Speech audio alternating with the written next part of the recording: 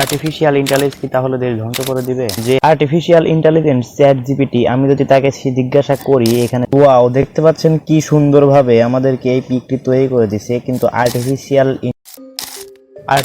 Intelligence কি তাহলে দেশ ধ্বংস করে দিবে? যে হারে আর্টিফিশিয়াল ইন্টেলিজেন্স যেরকম শক্তিশালী হয়ে উঠেছে, মানুষ অনেকেই এটা নিয়ে কথা বলতেছে। তো আমরা চ্যাট জিপিটির মধ্যে চলে যাব।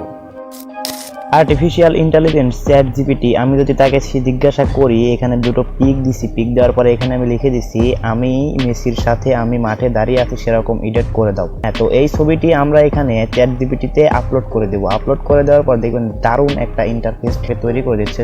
শেষ পর্যন্ত দেখি আমাদের কিরকম একটা পিক তৈরি করে। ওয়াও দেখতে পাচ্ছেন কি সুন্দরভাবে আমাদেরকে এই পিকটি তৈরি করে দিছে, কিন্তু আর্টিফিশিয়াল ইন্টেলিজেন্স চ্যাট জিপিটি এটা আসলেই মানুষের ক্ষতিকারক নয়, বরং মানুষের উপকারিতা। এটা কৃত্রিম বুদ্ধিমত্তা, একটা রোবট। এটা মানুষের কোনো ক্ষতি করবে না ভবিষ্যতে আশা করা যাক, কিন্তু এটা আরো মানুষকে সুবিধা দিবে, মানুষকে অনেক কাজ থেকে সাহায্য করবে।